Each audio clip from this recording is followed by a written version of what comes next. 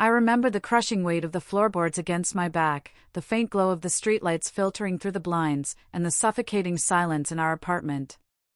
That night, something in me completely shut down. Not just the part that loved Olivia so fiercely, but the part that knew how to love at all. It happened after she looked at me with pure disgust and screamed, "Get away from me. You're a pervert." Those words, from the woman who once said I made her feel safe, didn't just break my heart, they rewired my very being. And I'm still trying to find the on switch again. It all started, really, with how I'm wired.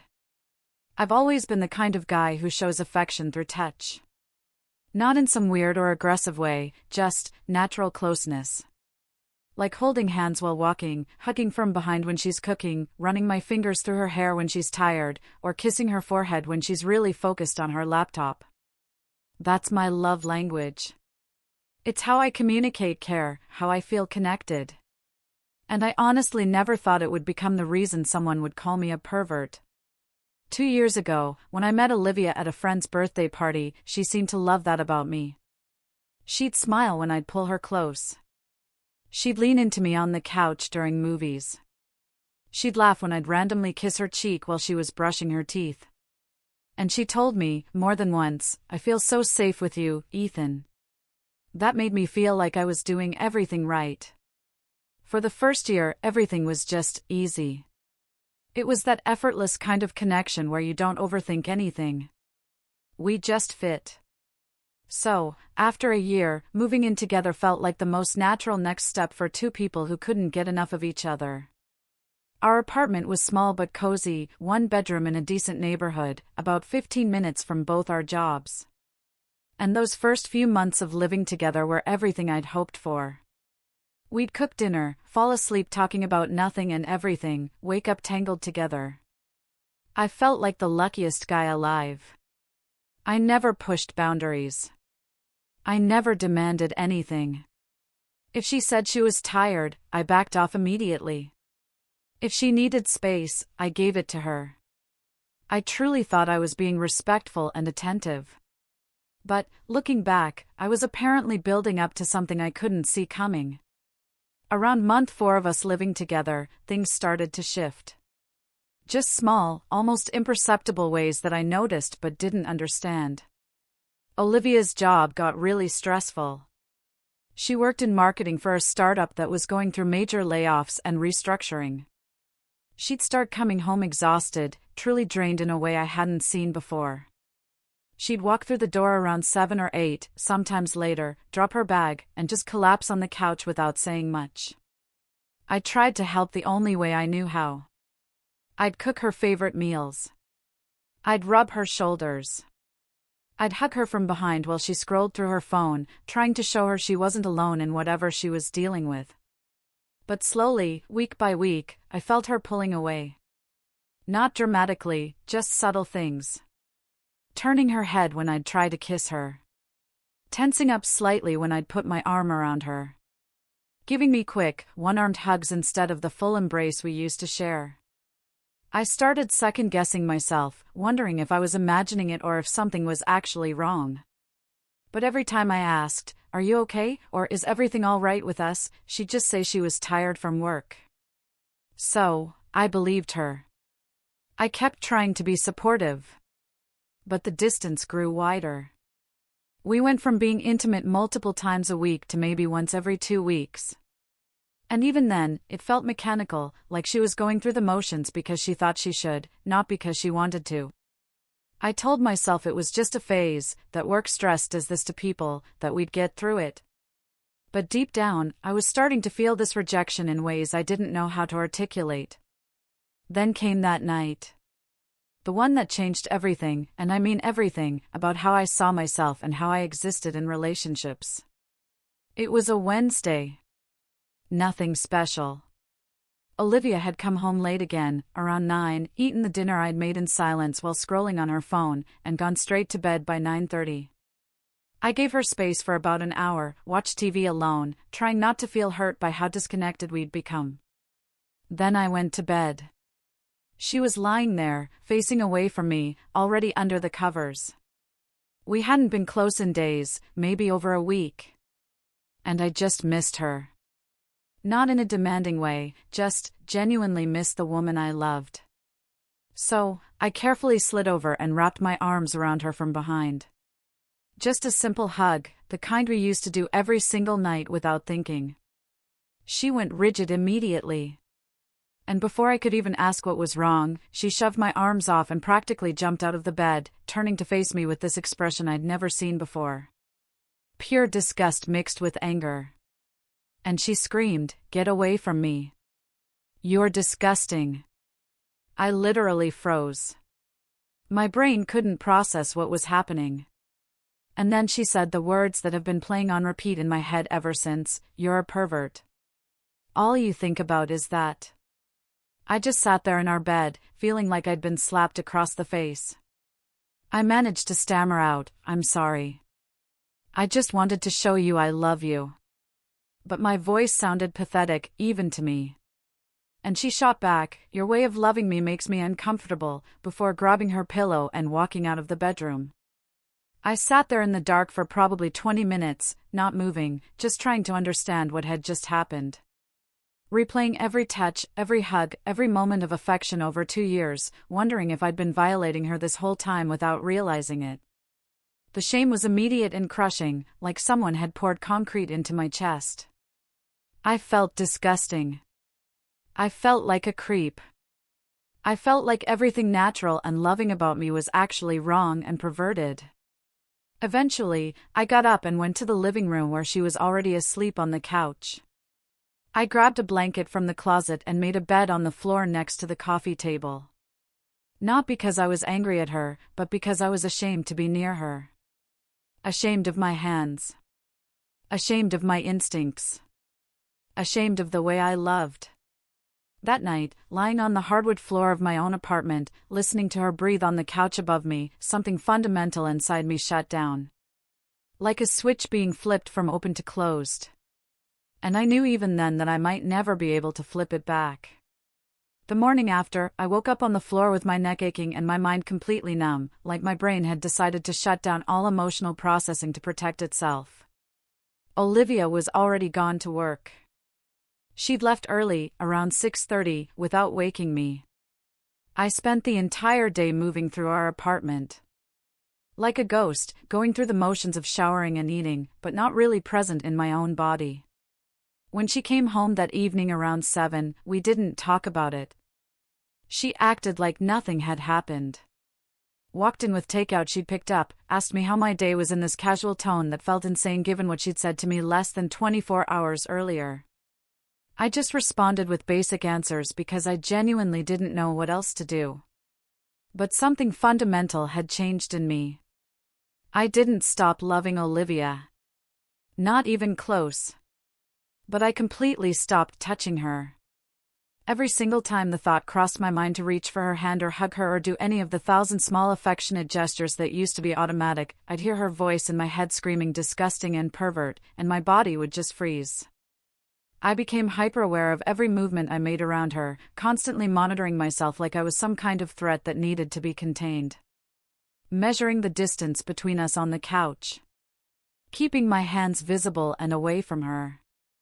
Asking permission in my head before doing anything that might involve physical contact. I was still kind to her, still cooked dinner most nights, still asked about her day and listened when she vented about the chaos at her startup, still did my share of cleaning and took care of things around the apartment. But physically, I created this invisible barrier that I refused to cross. The weird part was that I started questioning everything about myself. Lying awake at night, running through our entire relationship, wondering if I'd always been too much, if I'd crossed boundaries without realizing it, if my natural way of showing love was actually inappropriate, and I'd just been too blind to see it. I felt like I needed explicit permission just to exist next to her, like my presence itself might be unwelcome. And that's a horrible way to feel in your own home with someone you love. About 2 weeks into this new dynamic, Olivia started noticing the change. I could see the confusion on her face when I'd move away if she got too close, or when I'd give her space on the couch, even though we used to sit pressed together, or when I'd sleep on my side of the bed without reaching for her like I used to every single night. She tried to joke about it one evening while we were eating dinner, saying something like, "You're being weird lately," with this awkward laugh, and I just smiled and said I was tired. Which became my default response to everything. Then she started initiating contact, which felt like some kind of twisted reversal of our entire relationship. She'd hug me randomly when I was doing dishes, touch my arm when we were talking about nothing important, lean against me while we watched TV shows neither of us were paying attention to. And I'd respond, but it felt hollow. Like I was performing the role of affectionate boyfriend rather than actually being him. The warmth that used to come naturally was just gone, replaced by this careful politeness that kept me safe from saying or doing anything wrong. One night, about 3 weeks after the incident, she sat me down on the couch with this serious expression and said, "You can touch me again." I didn't mean what I said. There was something almost casual about how she said it, like she was just giving me permission to go back to normal. Like her words hadn't fundamentally altered how I saw myself. I nodded and said, "Okay." But inside, I felt absolutely nothing. Because apologies don't immediately heal shame, and permission doesn't automatically restore something that's been broken. The thing about shame is that it becomes part of how you see yourself. It's not just about that one moment or those specific words. It's about this new understanding that something fundamental about you is wrong. And you can't just flip a switch and unlearn that. A few nights later, maybe 5 days after she'd given me permission to touch her again, Olivia tried to initiate intimacy. We were lying in bed around 11, and she started touching me in ways that used to drive me crazy, moving closer, making it very clear what she wanted. And I just lay there feeling completely disconnected from my own body. Nothing happened.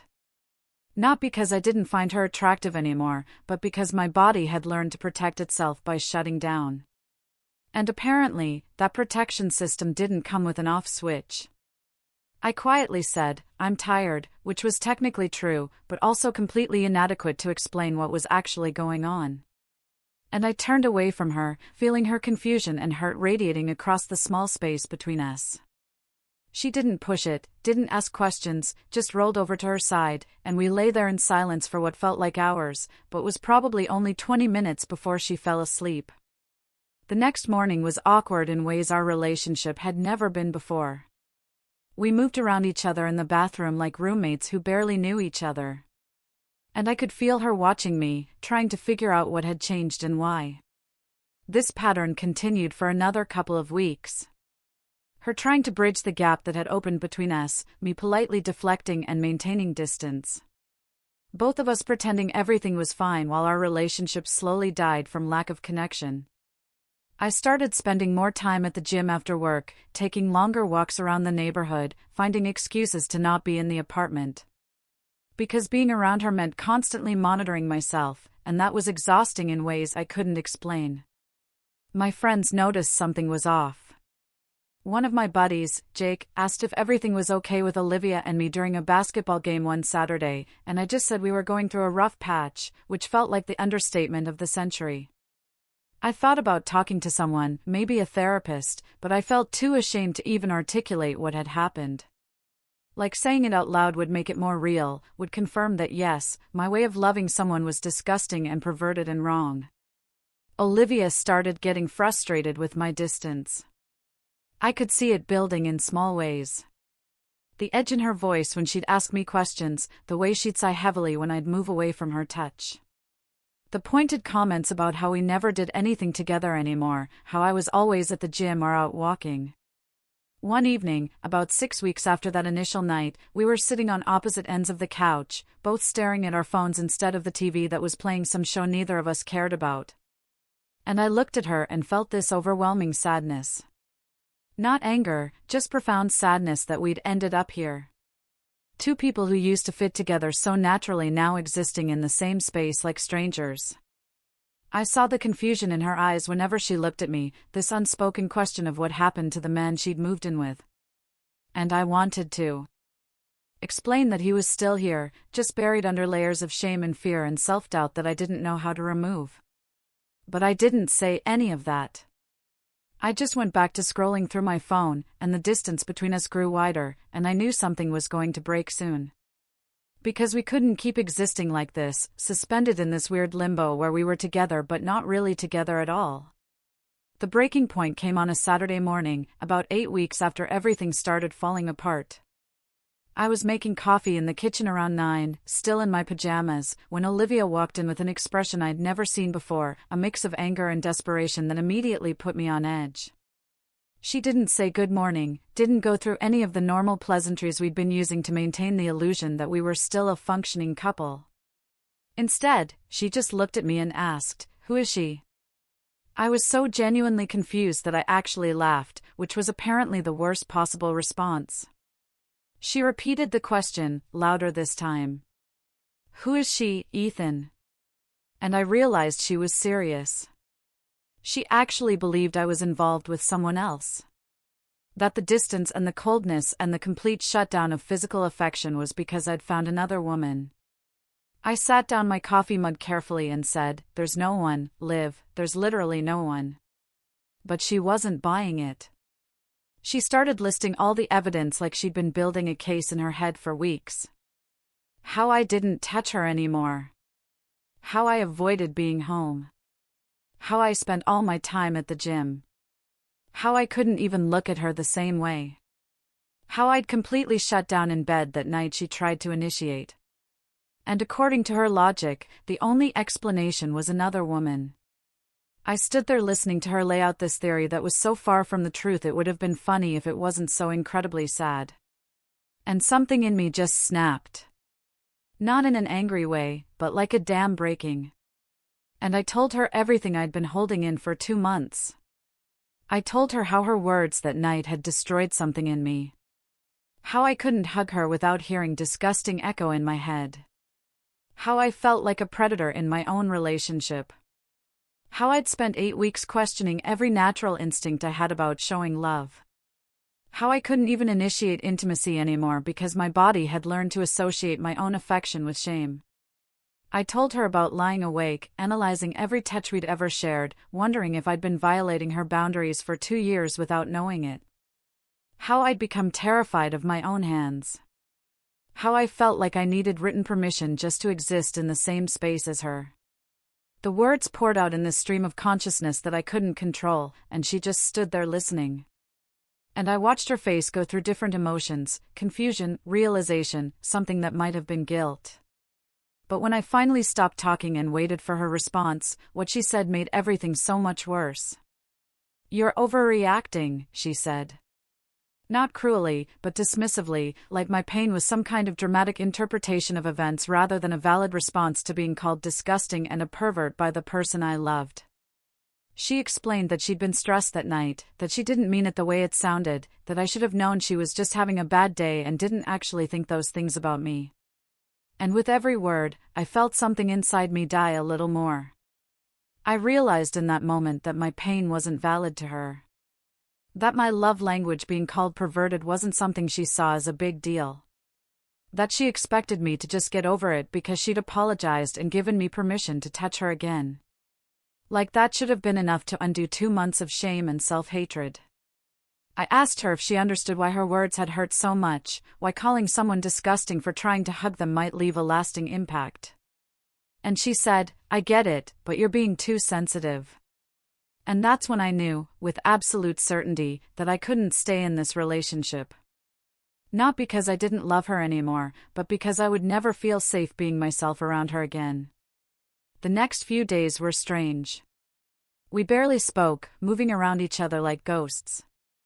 And I started quietly looking at apartments online during my lunch breaks at work, checking what I could afford on my own, making plans that I didn't share with her yet. I called my brother one night from my car after leaving the gym, sitting in the parking lot for over an hour, and told him everything, the whole story from beginning to end. And he just listened without judgment, then said, "You can't live like this, man." And offered to help me move whenever I was ready, which made me realize I had people who actually understood that this wasn't about being too sensitive or overreacting. About a week after that Saturday morning confrontation, I made the decision.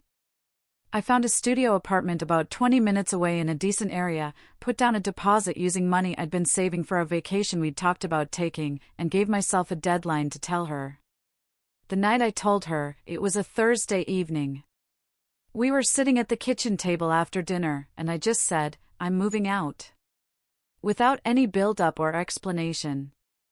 And I watched her face go through shock, disbelief, confusion, and then panic in the span of about 5 seconds.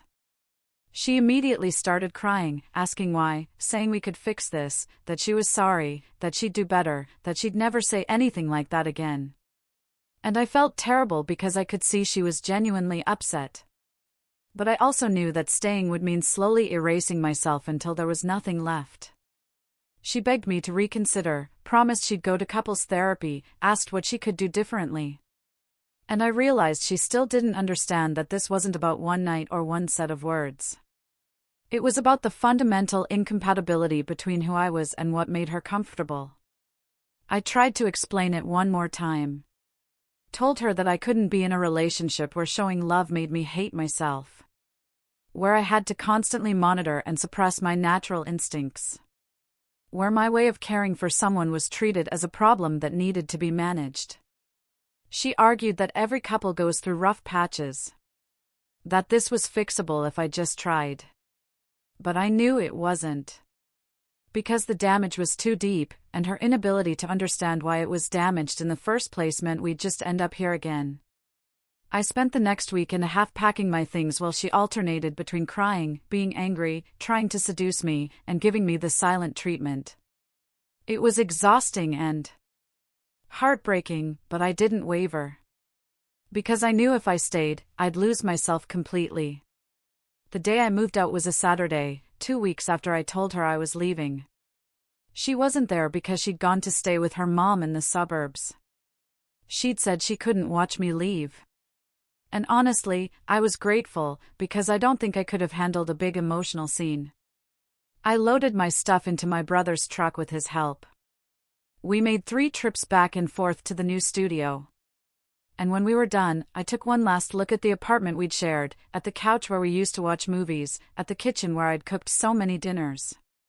At the bedroom where everything had fallen apart. I left my key on the kitchen counter next to a note that just said, "Take care of yourself." Because I didn't know what else to write. And then I walked out and locked the door behind me. Driving away in my car, following my brother's truck, I didn't feel relief or happiness.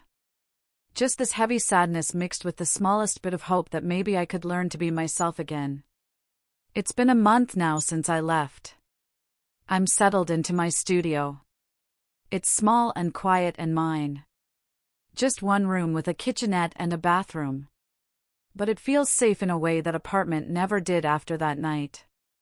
I'm slowly learning to exist without that constant anxiety about whether I'm too much or not enough. And I've started going to therapy, which I probably should have done 2 months ago, but I wasn't ready then. Olivia has texted me a few times, mostly apologies and requests to talk, to meet up for coffee, to explain herself better. But I haven't responded because I don't think there's anything left to say. And I need this space to figure out who I am without shame attached to every instinct I have. I don't hate her. I really don't. And I hope she finds someone whose love language matches hers. But I learned something painful through all of this. Sometimes relationships don't end because love disappears. They end because one person realizes they're not allowed to love the way they are. And staying means choosing someone else's comfort over your own existence. And I finally chose myself. And even though it hurts, even though I miss what we had before everything changed, I know it was the right choice. Because I'm learning to breathe again. Do you think I was too quick to give up on her?